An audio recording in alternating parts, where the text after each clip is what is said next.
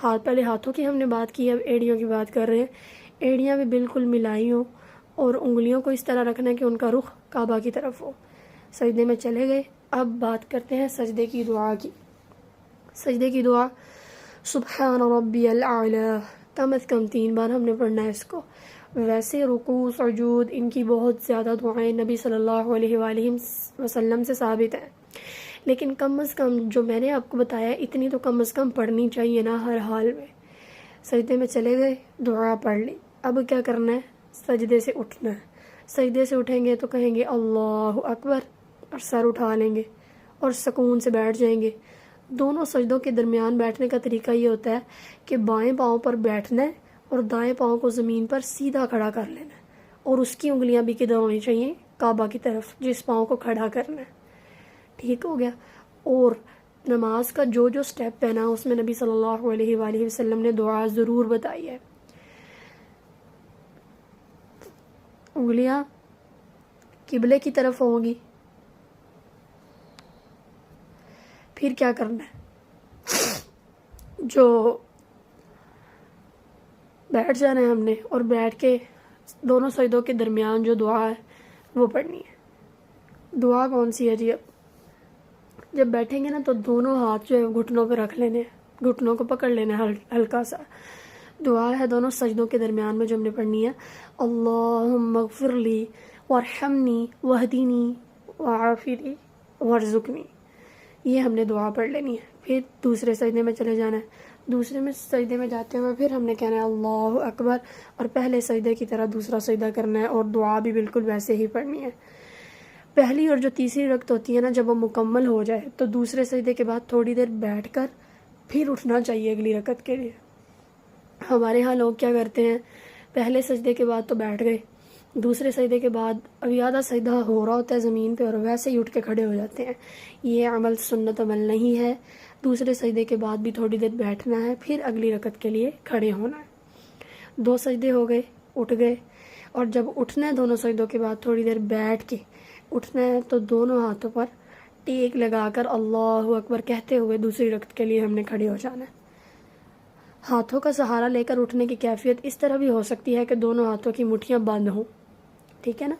ہم جو بات میں آپ کے سامنے کر رہی ہوں نا، ساتھ ساتھ آپ کے سامنے پکچر بھی آ رہی ہے اور ریفرنس بھی لکھا ہوا آ رہا ہے۔ آپ لوگ چاہیں تو اس کو ویریفائی بھی کر سکتے ہیں۔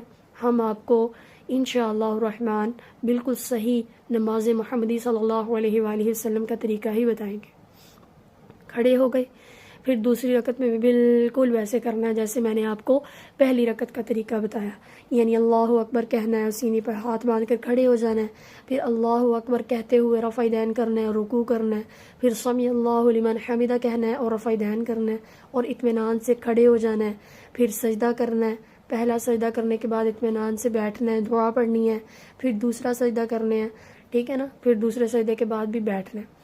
تیسری یا چوتھی جو رکعت ہے اس میں نماز میں کیا کرتے ہیں، دوسری رکعت کے بعد ہمیں پتہ ہے ہم تشہد کی حالت میں بیٹھتے ہیں۔ پیٹھ بالکل سیدھی رکھنی ہے اور بائیں ہاتھ کو بائیں گھٹنے پر اس طرح رکھنا ہے جیسے اسے پکڑا ہوا ہو۔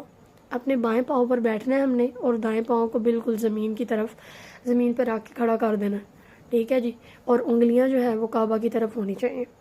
تیسری رکعت کے لیے جب ہم کھڑے ہوں گے نا تو رفع دین کریں گے۔ جو پہلے والا ہے نا رفع دین، وہ پہلی اور تیسری رکعت کی شروع میں کرنا ہے، لیکن باقی سارے رفع دین رکوع والے اور رکوع کے بعد والے وہ ہر رکعت میں ہم نے کرنے ہیں۔ تیسری رکعت کے لیے کھڑے ہوئے تو رفع دین کیا، اس کے بعد تیسری رکعت بھی بالکل ویسے آگے پڑھتے جانا ہے جیسے میں نے آپ کو پہلے بتایا۔ پھر آخری تشہد میں ہم نے کیا کرنا ہے اس کا طریقہ تھوڑا سا ڈیفرنٹ ہے۔ آخری تشہد میں بائیں ران کو بچھا کر اس پر بیٹھ جانا ہے۔ پہلی رکعتوں میں ہم پاؤں پر بیٹھتے تھے، لیکن آخری رکعت جو ہوگی اس میں ہم کیا کریں گے، ران پر بیٹھیں گے اور دایاں پاؤں زمین پر کھڑا کر دیں گے، اور جو بایاں پاؤں ہے نا اس کو نیچے سے باہر پاؤں کو نکال لیں گے اور دائیں پاؤں کی انگلیاں کعبہ کی طرف ہوں۔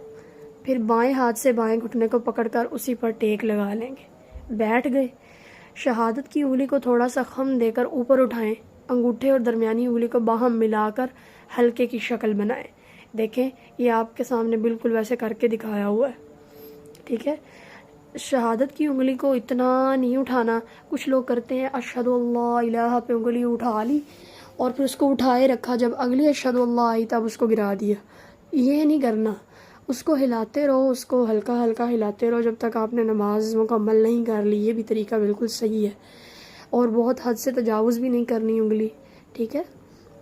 اب تشہد میں بیٹھ گئے ہیں. اب ہم نے تشہد میں بیٹھ کے کیا پڑھنا ہے؟ ہم نے پڑھنا ہے التحیات للہ والصلوات والطیبات السلام علیک ایہا النبی ورحمۃ اللہ وبرکاتہ السلام علینا وعلی عباد اللہ الصالحین اشہد ان لا الہ الا اللہ واشہد ان محمدا عبدہ ورسولہ. یہ ہم نے تشہد میں پڑھنا ہے.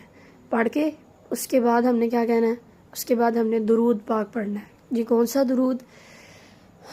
وہی والا درود جو نبی صلی اللہ علیہ وآلہ وسلم سے ثابت ہے. اللہم صلی علی محمد وعلی آل محمد کما صلیت علی ابراہیم وعلی آل ابراہیم انکا حمید مجید. اللہم بارک علی محمد وعلی آل محمد کما بارکت علی ابراہیم وعلی آل ابراہیم انکا حمید مجید. اس کے بعد ہم نے آخری تشہد کی دعا پڑھنی ہے. موسٹلی جو لوگ ہیں نا وہ آخری تشہد میں رب جعلنی پڑھتے ہیں. وہ آخری تشہد کی مین دعا نہیں ہے. ویسے تو آپ اس میں بہت سی دعائیں ایڈ کر سکتے ہیں, لیکن وہ مین دعا نہیں ہے. دعا ہم یہ پڑھیں گے اللہم صلی علی کے بعد, درود پاک کے بعد اللہم انی اعوذ بک من عذاب القبر واعوذ بک من فتنة المسیح الدجال واعوذ بک من فتنة المحیا والممات اللہم انی اعوذ بک من المأثم والمغرم.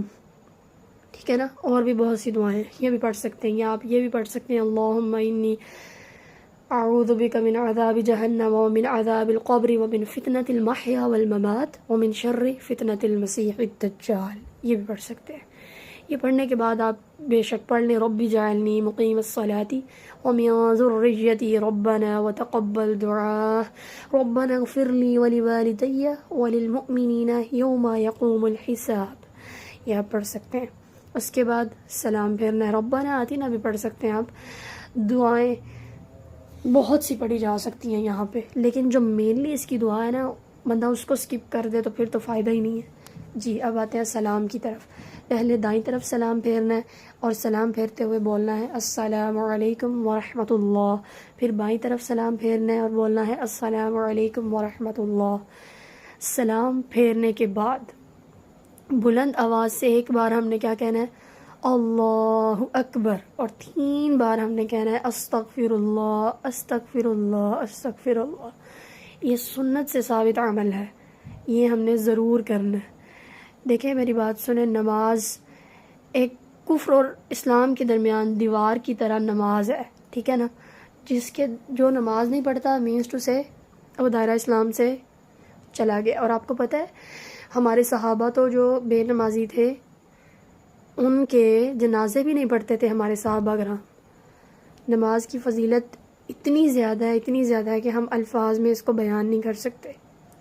نبی صلی اللہ علیہ وآلہ وسلم نے ایک دفعہ صحابہ کرام رضی اللہ تعالیٰ عنہم سے فرمایا, مجھے بتاؤ کہ اگر تم میں سے کسی کے دروازے کے آگے سے نہر بہتی ہو اور وہ اس میں روزانہ 5 بار نہائے تو کیا پھر بھی اس کے جسم پر کچھ میل کچیل باقی رہے گا؟